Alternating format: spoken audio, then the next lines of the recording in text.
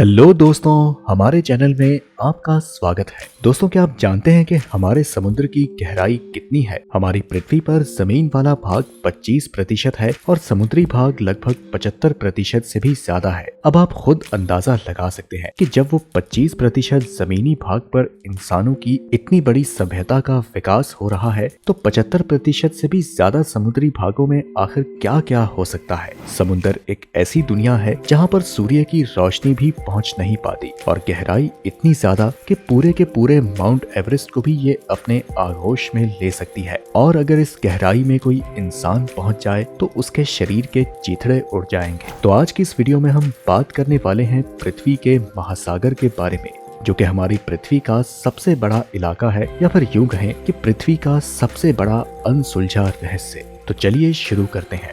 सबसे पहले तो आपको ये बता दें कि अगर हम स्पेस में रिसर्च करते हैं तो उसे स्पेस एक्सप्लोरेशन कहा जाता है, और वैसे ही अगर हम समुद्र के बारे में जानकारी इकट्ठा करते हैं तो उसे नॉटिकल एक्सप्लोरेशन कहा जाता है, जहां नॉटिकल शब्द का मतलब है समुद्र से जुड़ा होना। ये शब्द पुरानी बाइबल की किताबों से आया है। और वहीं अगर इतिहास में हम थोड़ा और आगे बढ़े तो हमें कई ऐसे एक्सप्लोरर्स के नाम सुनने को मिलते हैं, जैसे कि क्रिस्टोफर कोलंबस और Vasco day gamma. Christopher Columbus पहले ऐसे एक्सप्लोरर थे जिन्होंने अमेरिकी समुद्री तट की खोज की, यानी कि ये पहले ऐसे एक्सप्लोरर थे जिन्होंने इस रास्ते को खोजा था जिसके जरिए हम समुद्र से अमेरिका तक जा सकते हैं। बचपन में हमने अपनी किताबों में पढ़ा होगा कि वास्को डे गामा ने भारत की खोज की। तो ऐसे में आपको बता दें कि वास्को डे गामा ने कोई भारत की खोज नहीं की, बल्कि उसने भारत आने का एक समुद्री रास्ता खोजा था, और भारत तो पहले से ही मौजूद था। अपने टॉपिक पर वापस आते हुए हम आपको बता दें कि समुद्री तट की 40 मीटर की गहराई पर समुद्रों का सबसे पहला पड़ाव आता है। अगर हम इसके नीचे जाएं तो समुद्र के पानी की वजह से दबाव इतना ज्यादा बढ़ने लगता है कि इंसान की धड़कन ठीक तरह से काम नहीं कर पाती, और इन्हीं 40 मीटर के नीचे शुरू होती है समुद्र की असली दुनिया। दुनिया में कुछ डाइवर ऐसे भी हैं जो कि 200 से 300 मीटर की गहराई तक भी जा चुके हैं, जिनमें से एक का नाम है हर्बर्ट निश, जो कि 214 मीटर की गहराई में डाइविंग करके रिकॉर्ड कायम कर चुके हैं, और ये रिकॉर्ड उन्होंने एक ही सांस में पूरा किया था। वहीं इस रिकॉर्ड को तोड़ने वाले अहमद गबर ने समुद्र में 332 मीटर की गहराई तक जाकर रिकॉर्ड कायम किया।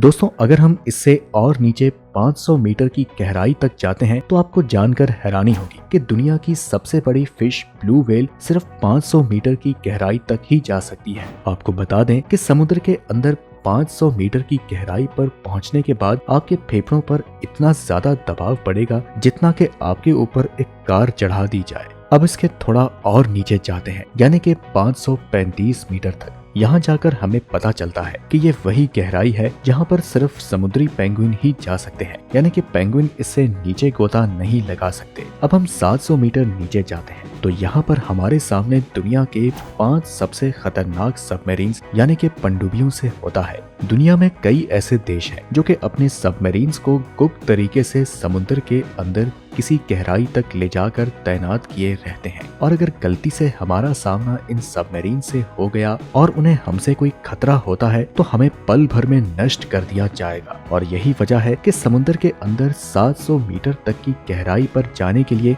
हमें परमिशन लेने की जरूरत होती है। अब दोस्तों, हम चलते हैं 830 मीटर की गहराई तक। यह गहराई इतनी ज्यादा है कि यहाँ पर दुनिया की सबसे ऊंची बिल्डिंग बुर्ज खलीफा को पूरी तरह से डुबोया जा सकता है। समुद्र की इस गहराई को स्केरी जोन कहा जाता है। ऐसा इसलिए है क्योंकि यहाँ पर सूर्य की किरणें भी नहीं पहुँच सकती। इस लेवल तक अगर कोई इंसान बिना किसी खास इक्विपमेंट के जाने की कोशिश करे तो उसकी मौत हो जाएगी। थोड़ा और नीचे जाने पर, यानी कि करीब 1200 मीटर की गहराई तक पहुंचने के बाद समुद्री कछुए पाए जाते हैं, यानी कि समुद्र में जितने भी कछुए हैं वे समुद्र में 1200 मीटर के नीचे नहीं जा सकते।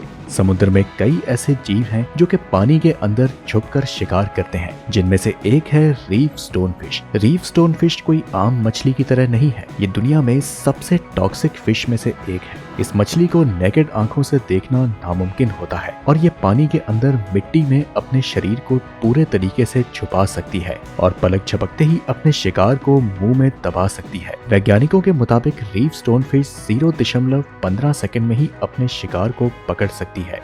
समुद्र में कई तरह के जीव जंतु पाए जाते हैं, जिनमें सबसे खूबसूरत है स्टिंगरे। इसे पहचानना बहुत ही आसान है। इसके पंख जैसे फ्लिपर्स के अलावा इसकी पूंछ पर एक डंक भी होता है। ये भी पानी के अंदर मिट्टी में छुप जाती है और अगर आप गलती से इस पर पैर रख दें तो ये आप पर हमला भी कर सकती है। इन सभी मछलियों से आपको बचकर रहना है। लेकिन क्या आपने कभी सोचा है कि अगर खतरनाक जानलेवा मछलियों की पूरी फौज आप पर हमला कर दे तो क्या होगा? हम बात कर रहे हैं रेड बेलीड पिरान्हा की, जिसका आकार केवल 5 सेंटीमीटर और उनका वजन ज्यादा से ज्यादा 5 किलो तक होता है। ये मछलियां एक ही झटके में मांस के टुकड़े की हड्डी तक चबा सकती है और इनके झुंड से आपको कोई नहीं बचा सकता। ये मछलियां एक झुंड बनाकर बड़े शिकार पर हमला कर देती हैं और हमला करने के कुछ ही मिनट के अंदर ही उस जीव की हड्डियां तक आपको नहीं मिलेंगी। इन्हीं में से एक है गुलेट टाइगर फिश। इन मछलियों का आकार 1.5 मीटर है और वजन 50 किलो तक होता है। ये छोटी मछलियों पर हमला करती हैं और अपने बड़े दांतों से इनके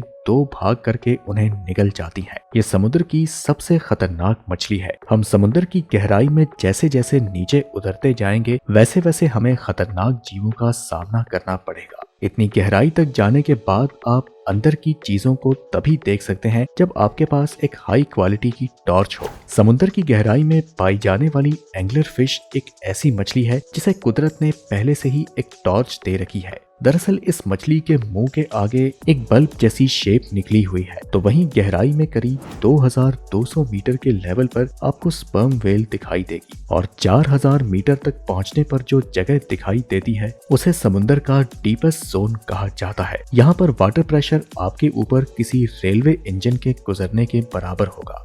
यहाँ का वाटर प्रेशर इंसान के ऊपर जंबो जेट विमान के रखने के बराबर होता है। समुद्र में पाए जाने वाले जीवों में से the giant Japanese spider crab, big red jellyfish, oarfish, the giant squid और द ग्रीनलैंड शार्क कुछ ऐसे प्राणी हैं जो इन गहराइयों में अपना घर बनाते हैं। अब सवाल ये उठता है कि इतनी ठंडी और अंधेरी जगहों पर ये दानव जैसे दिखने वाले जीव इतने बड़े कैसे हो जाते हैं? तो आपको बता दें कि इन जीवों को जिंदा रहने के लिए टेट्रिटस नाम की चीज पर डिपेंड होना पड़ता है। इस घटना को मैरीन स्नो भी कहा जाता है। मैरीन स्नो बहुत से प्लांट्स और मरने वाले छोटे छोटे जीवों के कण होते हैं जो कि बर्फ के छोटे छोटे गोलों की तरह धरातल में गिरते रहते हैं। अब अगर बात करें द जायंट स्क्विड की, तो ये 21वीं सदी की शुरुआत का इकलौता ऐसा जीव था जिसकी वास्तविक तस्वीर हम आज तक नहीं निकाल पाए हैं। आखिरकार साल 2004 में हमने 1000 मीटर की गहराई में एक लाइव जायंट स्क्विड की फोटो ली जिसका आकार बहुत ही बड़ा था। इस सबसे बड़े स्क्विड की लंबाई करीब 13 मीटर थी, यानी कि एक स्कूल बस के साइज जितना, और ये करीब 2000 मीटर की गहराई में भी आसानी से रह सकती है। बहुत जगहों पर इन जायंट स्क्विड के बारे में लिखा गया है कि कैसे वो जहाज पर हमला करके सीधा इंसानों को बोट से उठा लिया करते थे। इन जायंट स्क्विड का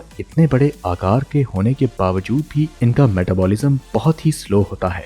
जायंट स्क्विड क्लेबर्स लॉ नाम के फिनोमेना को नेक्स्ट लेवल पर ले जाते हैं। आपको बता दें कि क्लेबर्स लॉ के मुताबिक ये जरूरी नहीं कि अगर आपकी बॉडी बहुत बड़ी हो तो आपको बहुत सारा खाना खाने की जरूरत है। क्लेबर्स का ये लॉ पृथ्वी पर रहने वाले सभी जीवों पर लागू होता है। एक जायंट स्क्विड का मेटाबॉलिज्म रेट इतना कम होता है कि वो एक दिन में केवल 45 कैलोरीज ही खर्च करता है। इसे हर रोज जिंदा रहने के लिए केवल 30 ग्राम फूड की ही जरूरत होती है। एक छोटी सी टूथफिश खाने से 500 किलो का एक स्क्विड 200 दिनों तक जिंदा रह सकता है। स्क्विड की आंखें करीब 30 सेंटीमीटर तक बड़ी होती हैं, लेकिन वैज्ञानिकों का मानना है कि इतनी बड़ी आंखों से वो अपने शिकार को नहीं ढूंढते बल्कि खुद शिकार होने से बचते हैं। आपको बता दें कि स्पर्म वेल जैसे बहुत से जीव हैं जो इनका शिकार कर लेते हैं। इन्हीं जीवों में से एक है द ग्रीनलैंड शार्क, जो कि दुनिया के सबसे अजीबोगरीब डेमोनिक फिश में से एक है, जिसका आकार 7 मीटर तक हो सकता है और इसका वजन 14 किलो तक हो सकता है। ये 2000 मीटर की गहराई में ही रहती हैं, जहां का तापमान -2 से -7 डिग्री सेल्सियस के बीच होता है। द ग्रीनलैंड शार्क अपने लंबे जीवन काल के लिए जाने जाते हैं और वहीं कुछ शार्क तो अमेरिका की खोज होने से पहले से ही जिंदा है। वैज्ञानिकों के मुताबिक उनकी एवरेज लाइफ 272 साल होती है। आपको बता दें कि 500 मीटर शार्क की उम्र 272 से 512 साल तक बताई जाती है। जायंट स्क्विड की तरह ही इनकी बॉडी में स्लो मेटाबॉलिज्म होता है। हमें उम्मीद है कि इस वीडियो को देखने के बाद आपको ये बखूबी अंदाजा हो चुका होगा कि हमारा समुंदर वास्तव में अपने आप में कितने रहस्यों को समेटे है और ये कितना खतरनाक है। आप अपने विचार हमें कमेंट में जरूर बताएं। हम मिलते हैं आपसे फिर किसी अगली वीडियो में।